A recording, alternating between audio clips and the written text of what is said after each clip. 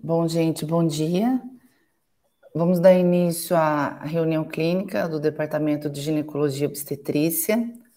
Hoje, eu separei um tema que da ginecologia geral, mas que acaba pertencendo tanto na urgência, às vezes pertencendo à, à ginecologia geral consultório, que são os casos de sangramento uterino anormal agudo, que às vezes vem de encaixe nas UBSs, nos consultórios, vem nas UBDSs, nas UPAs, né? Então, é um tema muito prevalente. Então, eu vou compartilhar minha tela.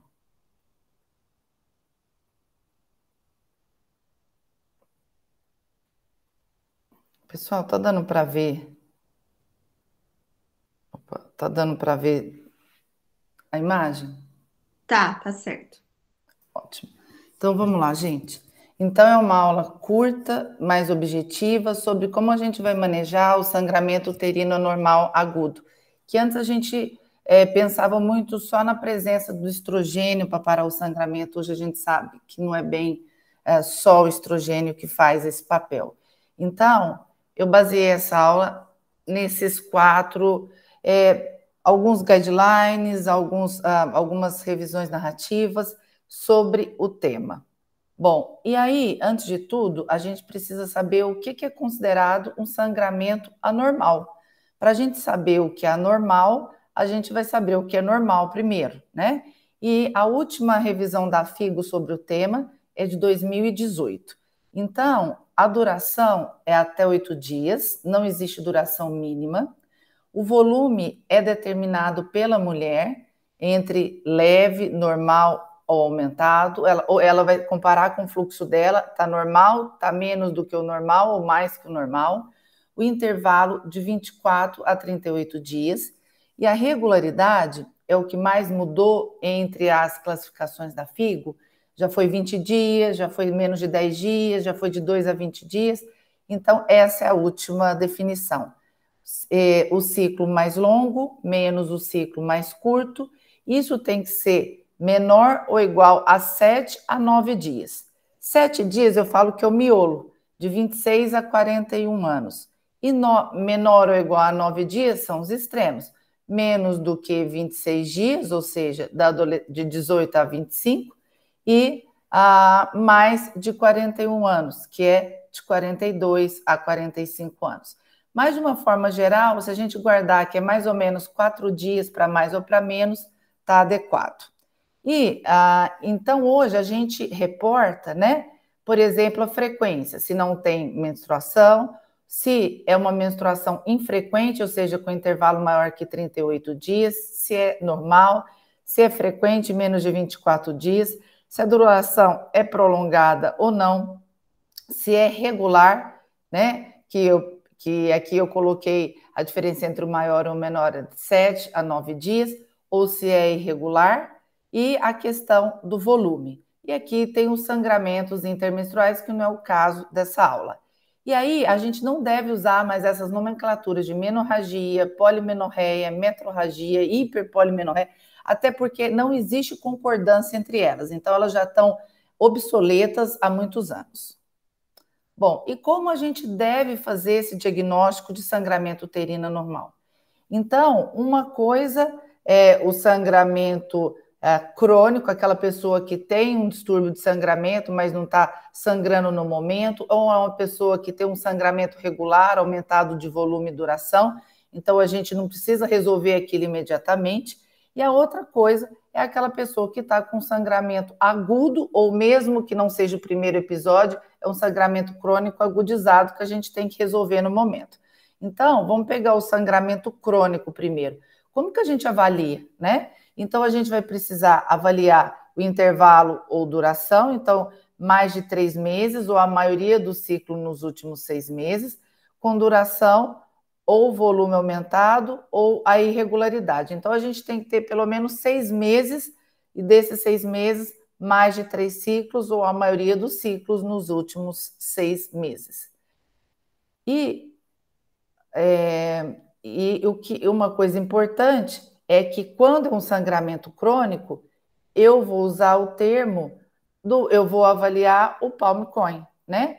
Palm Coin, a gente chama de palm, pólipo, adenomiose, a leiomiomatose, malignidade ou hiperplasia endometrial, e aqui são casos estruturais. A gente chama de estruturais porque elas vão precisar de imagem ou histopatologia para o diagnóstico. E aqui, o que está alterado é ali a cavidade endometrial. Lembrando que o Palm Coin é sangramento reprodutivo de causa ginecológica, então não entra obstétrico, e sempre durante a vida reprodutiva. Então, antes da menarca ou pós-menopausa, não vai entrar nessa classificação. Também só entra sangramentos que levam, causas que levam ao sangramento na cavidade uterina, ou seja, do aí para cima.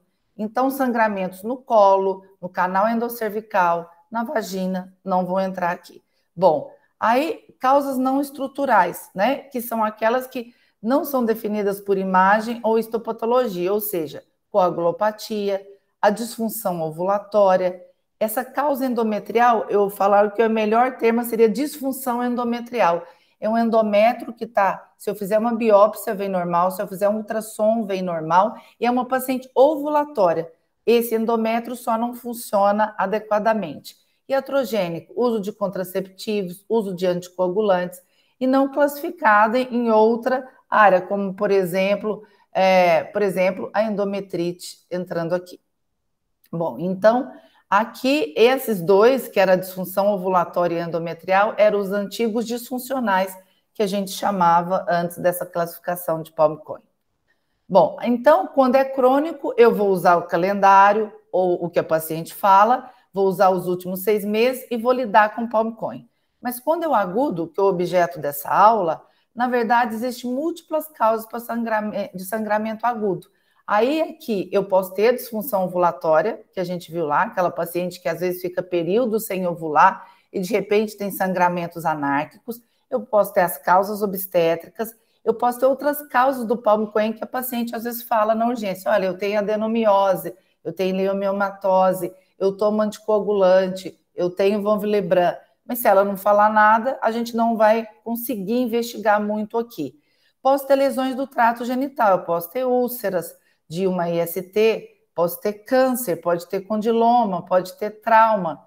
Posso ter DIP, e nesse caso, eu estou falando daquela DIP que tem endometrite associada, né? Que 60% dos casos eu tenho endometrite e eu posso ter um sangramento uterino normal. Bom, então, na presença de um sangramento uterino agudo, que não é só o primeiro episódio, mas sim aquele sangramento, às vezes, crônico agudizado, né? Então, aquele que a pessoa está sangrando quando ela se apresenta, a primeira coisa eu tenho que descartar a causa obstétrica, que aí eu preciso fazer um teste de gravidez, independente se urinário ou sanguíneo. Eu tenho que descartar DIP e lesão do trato genital, e aí eu preciso fazer o exame físico. Outras causas do Palm Coin, eu só vou conseguir saber se ela reportar. Então, eu tenho que lembrar de perguntar de medicações, se ela tem doença, se ela está tomando um contraceptivo, que às vezes ela está sangrando de uma forma aguda, porque ela está usando um Mirena, um Implanon, ou um injetável trimestral. Se nada disso for positivo, não está grávida, não tá, o exame físico está normal e você não conseguiu identificar nada na história, nós vamos tratar essa paciente como se ela tivesse uma disfunção ovulatória e está sangrando por conta disso, que é um sangramento irregular, né? De repente ela ficou um tempo sem sangrar e de repente ela apareceu sangrando. É claro que ela pode coexistir outras coisas aqui que ela não conhece. Ela pode ter um pólipo, ela pode ter adenomiose, mas nesse momento de sangramento agudo a gente não vai descartar. E uma coisa muito importante, e que às vezes a gente faz isso em plantão, é uma paciente que está estável, que a gente já excluiu gravidez, já excluiu o exame físico normal, e a gente faz um ultrassom na urgência. Esse ultrassom, que normalmente é feito em períodos noturnos ou na madrugada, ele normalmente é feito por uma pessoa menos experiente e num momento ruim, quando ali está cheio de sangue na cavidade uterina, e aí a gente não tem uma condição boa para avaliar esse endométrio. Então, o ultrassom na urgência, ele não tem valor quando a paciente está estável. No máximo, vale a pena em casos de instabilidade, indo, né, uma paciente que está com sangramento de maior monta, que você acha que ela pode ir para instabilidade, e ainda assim é ruim, mas como é um momento mais delicado, vale a pena talvez você pedir ultrassom. Mas fora isso, uma paciente que chegou na UE, está estável, o ultrassom não deve ser pedido nesse momento, porque ele não vai ajudar e pode atrapalhar. Bom, e como que a gente vai abordar essa paciente? Então, eu não vou abordar agora o crônico, que não é o objetivo da aula, né? Então, pensando no sangramento agudo, a gente vai ter que tratar imediatamente. Então, o primeiro ponto que a gente faz no sangramento agudo é estabilizar a paciente, se for o caso, né? Segundo, a gente tem que fazer o diagnóstico de qual daquelas 4 casinhas, 4 pontos, 4 grupos sindrômicos essa paciente está. Então, ela está em alguma causa obstétrica? Então, ela pode ser, por exemplo, um aborto inevitável, já um aborto completo, é uma paciente que tem mola, é uma paciente que tem presa ectópica. Então, se o teste for positivo, eu vou seguir por um caminho. É uma paciente que tem alteração de exame físico, foi um trauma, é uma úlcera, é uma DIP. É uma paciente que tem alguma causa do palmo coen que eu consigo identificar naquele momento? Ou não, não é nada disso, é uma paciente que eu não consegui identificar nada, ficou como disfunção ovulatória, que é a maioria que a gente vai avaliar, né? Então, se for isso, eu vou usar medicações para esse caso. Bom, e aí eu vou cessar esse sangramento. E daí, né, para a gente parar esse sangramento agudo que tem disfunção ovulatória porque é um sangramento irregular, envolve eu atuar em um desses mecanismos. Mas olha, aparentemente faz muito sentido eu usar a anti-inflamatório porque atua na vasoconstrição, ajudaria a parar de sangrar. Aparentemente faz muito sentido eu usar antifibrinolítico porque deixa o coágulo ali naquele vaso e isso acaba diminuindo o sangramento. E, aparentemente, eu devo atuar na estabilização endometrial, faz sentido, porque eu paro aquele sangramento naquele sítio de sangramento ali daquele endométrio totalmente irregular da mulher que tem disfunção ovulatória. Então, às vezes eu tenho uma mulher que tem mais de 40 anos, tem um mioma, mas o sangramento irregular chama a atenção que disfunção ovulatória essa paciente tem. Sempre com sangramento irregular, claro, o câncer pode dar, outras coisas podem dar, mas eu tenho que lembrar que disfunção ovulatória é muito comum. E aí, para estabilizar o endométrio, eu vou dar multidose de pílula combinada ou de progestagênio oral. E aqui eu gostaria de lembrar que nunca um contraceptivo não oral, anel, adesivo, Polmirena nesse momento, dar um implante ou dar um injetável trimestral para sangramento agudo. A gente jamais aborda sangramento agudo com contracepção não oral. Bom, apesar disso fazer sentido, vamos olhar que medicação já foi testada para parar sangramento agudo e qual funcionou. Então, eu vou começar com uma paciente estável, né? Então, apesar de vários livros, várias aulas que a gente dá, a gente coloca anti-inflamatório, não existe nenhum estudo para parar sangramento agudo em mulheres com sangramento uterino anormal agudo, usando anti-inflamatório. Ele só existe estudo em sangramento crônico com aumento de volume e duração. Então, aquela mulher que tem um sangramento de causa endometrial, que ela tem ciclo regular com aumento de volume e duração, o anti-inflamatório foi testado. Tirando o sangramento crônico, não existe estudo com sangramento agudo usando ANE. A gente coloca aqui, porque aparentemente tem uma plausibilidade, mas baseado em evidência, isso aqui não deve estar aqui. As três classes de droga que têm evidência são os antifibrinolíticos, estrogênio e progestágeno em alta dose ou progestágeno em alta dose. Então, quando eu dou estrogênio mais progestágeno em alta dose, eu posso dar uma pílula qualquer, por exemplo, de 30, um comprimido a cada 6 em 6 horas, 8 em 8 horas, 12 em 12 horas, por 7 a 10 dias. Geralmente a gente usa de 8 em 8 ou de 12 em 12. A vantagem é porque tem pelo SUS. Eu posso dar essa combinação de 10 microgramas de etinil estradiol com 2 miligramas de norethisterona, que se chama Primoxiston, um comprimido de 8 em 8 horas por 7 a 10 dias, né? Mas a evidência desse segundo é menor do que pílula de 6 em 6, 8 em 8 ou 12 em 12. Bom, eu posso dar progestagena em alta dose, e aqui não foi testado contracepção. Eu não posso dar um desogestrel de 12 em 12 aqui, ou de 8 em 8, que nunca foi testado.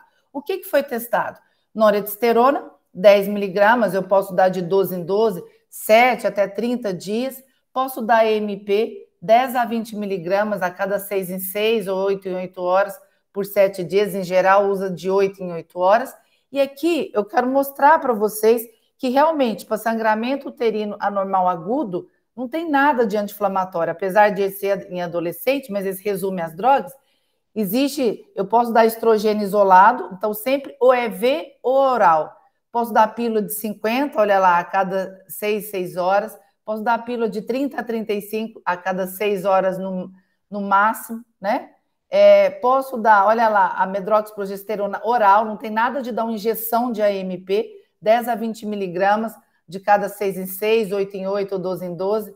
Ora, a noradiosterona, que a gente falou do primo lutinol, 5 a 10 miligramas, no máximo a cada 6 horas. Lembrando que o nosso comprimido é de 10, né? Ácido tranexâmico, aqui também mostrando EV, ácido aminocapróico, EV oral. Então, isso que foi testado. Anti-inflamatório não existe aqui, né? Primoxistom não foi testado aqui. Então, esses são as drogas que são mais usadas e que têm evidência para parar sangramento uterino anormal agudo. A gente tem que aprender a usar mais progestágeno de alta dose, que é super bom, né? Então, a gente às vezes fixa muito na presença do estrógeno, mas a gente não sabe exatamente quem estabiliza aquela área endometrial que está sangrando. Se é o estrógeno, que com certeza estabiliza, ou o progestágeno, ou ambos, mas provavelmente como o progestágeno sozinho funcionou, ele também estabiliza aquela área sangrante. Bom, e se fosse um sangramento instável, a gente vai usar antifibrinolíticos endovenosos, né? E aí, quando a paciente melhora, a gente pode transicionar para a via oral, e eu posso associar um progestágeno em alta dose. O primo lutinol, posso associar o AMP oral. Se eu tivesse estrogênio endovenoso, eu podia associar. Normalmente, essas pacientes são mais acamadas. Eu posso usar contraceptivo oral combinado alta dose se eu quiser, mas como elas são mais acamadas, eu chamo a atenção que talvez associar o progestágeno seja mais, vamos falar, seja mais uma decisão mais acertada, porque você evita aí uma paciente de ter trombose nesse momento em que ela está mais imobilizada. Bom, curetagem é quando não tem tempo de aguardar uma conduta medicamentosa pela gravidade do caso, ou quando você está num lugar onde não tem medicação para parar sangramento agudo, e geralmente é um sangramento mais grave que envolve associação de múltiplas causas. Nunca vai ser uma disfunção ovulatória sozinha. Às vezes é uma paciente que fez uma síndrome paraneoplásica com plaquetopenia, é uma paciente que tem outra causa além da disfunção ovulatória. E são aqueles casos que não resolve ou não deu tempo de eu associar um antifibrinolítico com uma outra droga, um progestágeno oral em alta dose. Isso é conduta de exceção. Bom, então eu parei o sangramento e aí agora a gente tem que fazer as orientações depois do tratamento de sangramento agudo. Então, se ela está sem instabilidade hemodinâmica, ou seja, ela é estável, eu vou iniciar a medicação. Eu posso dar alta se ela estiver na UPA, se ela estiver na UE, se ela estiver no consultório, se ela estiver num pronto atendimento, e eu vou orientar para ela que o sangramento com essas medicações, seja o antifibrinolítico, ou contraceptivo combinado em alta dose, ou progestágeno em alta dose, normalmente para até 72 horas. A gente não deve ficar retendo essa paciente esperando esse sangramento melhorar, porque não tem a menor necessidade. Lembrando que eu tenho que avisar para ela que o sangramento vai parar mais ou menos em 3 dias, mas ela tem que tomar a medicação pelo tempo que eu prescrevi. E depois eu marco um retorno para ela, seja para ela ir para a UBS, seja para ela ir para a unidade de saúde da família, para ela ir para o meu consultório, se é uma paciente de consultório, para ela ir para um ambulatório onde eu posso segui-la, mais ou menos em 7 a 15 dias. Para quê? Nesse momento onde o sangramento vai ter melhorado, aí sim, é hora de eu pedir ultrassom transvaginal e confirmar que não tem causa estrutural associada. Outra coisa é ver se a medicação que eu dei para parar o sangramento parou. Porque se parou, indica mais do que a disfunção ovulatória, tem mais chance de ser disfunção ovulatória, né? E daí, caso eu vejo o que essa paciente tem, nós vamos fazer o tratamento de manutenção para evitar a recidiva, principalmente se eu estou pensando em disfunção ovulatória, onde essa mulher vai ter esse endométrio totalmente irregular, com áreas de espessamento, áreas com sangramento, áreas de endométrio intermediário. Então, eu tenho que fazer esse tratamento de manutenção. Vou solicitar hemograma e repor ferro se necessário. E caso realmente o ultrassom não venha com causa estrutural associada, aí sim eu vou pesar se vale a pena eu fazer o diagnóstico da causa da disfunção ovulatória. Por exemplo, uma menina com menos de 2 anos da menarca, eu sei que é maturidade do eixo, eu não preciso fazer absolutamente nenhum exame. Se eu estou diante de uma mulher acima de 40 anos e eu descartei causa estrutural, eu sei que isso é uma falência ovariana fisiológica, eu não preciso ficar fazendo diagnóstico da disfunção ovulatória. Bom, então, o que seria esse tratamento de manutenção para evitar recidiva?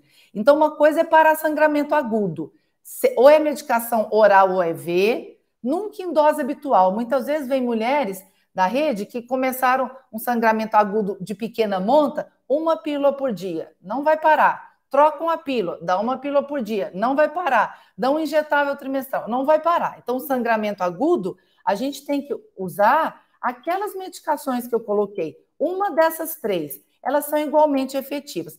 E aí, depois que eu dei essas medicações, eu vou fazer a manutenção. E para que serve a manutenção? Pensando que eu estou frente a uma disfunção ovulatória, ou seja, uma mulher, uma anovuladora crônica, ela vai ter áreas de endométrio espessas. Então, isso aqui, gente, é um corte de um endométrio espesso, mostrando nessa linha preta aqui o máximo que esse endométrio deveria estar. Mas olha como ele está muito maior do que ele deveria estar. Então, aqui, nesse caso, a pessoa parou o sangramento com pílula em alta dose por 7 dias. Bom, depois que ela para, a paciente vai ter uma descamação endometrial, mas olha, se eu não tratar, olha o tanto de endométrio que ainda tem para sair. Né? Então, por isso que a gente faz a manutenção. A manutenção já é com dose habitual. E o que eu posso usar com a manutenção? Qualquer coisa que faça a descamação endometrial universal.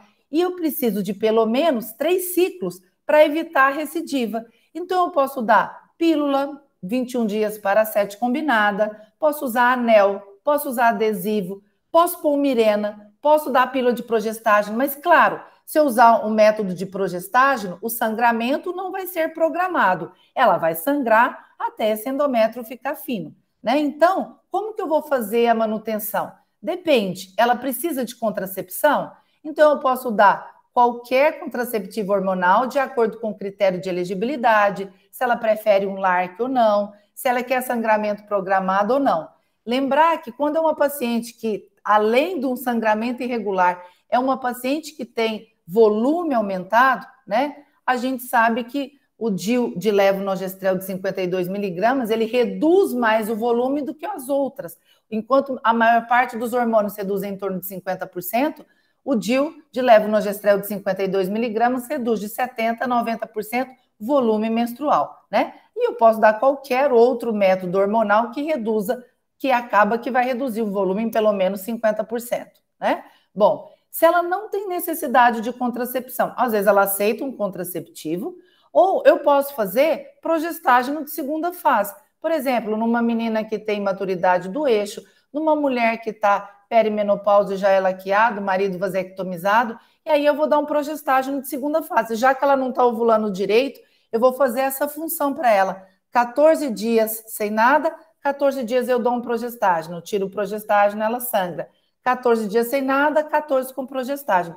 Então, a progesterona de segunda fase pode ser dihidrogesterona, progesterona micronizada, AMP.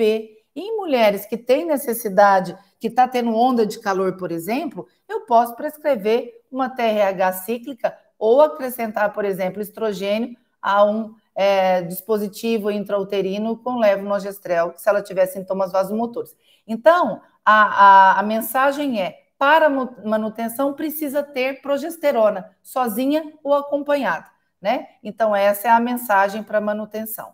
Bom, e se ela tinha instabilidade hemodinâmica, esses instáveis são, na maioria das vezes, combinação de diagnósticos, por exemplo, uma causa estrutural que provocava sangramento crônico, mais uma disfunção ovulatória que se instalou com a idade, por exemplo, e foi mal abordada durante muito tempo.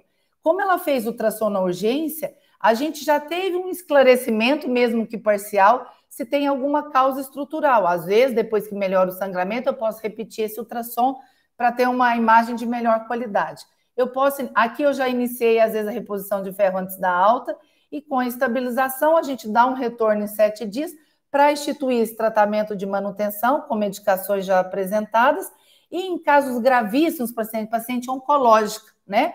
Que às vezes a gente para com aquelas drogas e às vezes eles precisam de supressão menstrual para as quimioterapias que essa mulher vai fazer. E aí, nesse caso, às vezes a gente pode fazer isso com análogo de GNRH. E aí são casos de completa exceção, né? Então, era isso que eu queria abordar hoje e eu estou à disposição para dúvidas eventuais.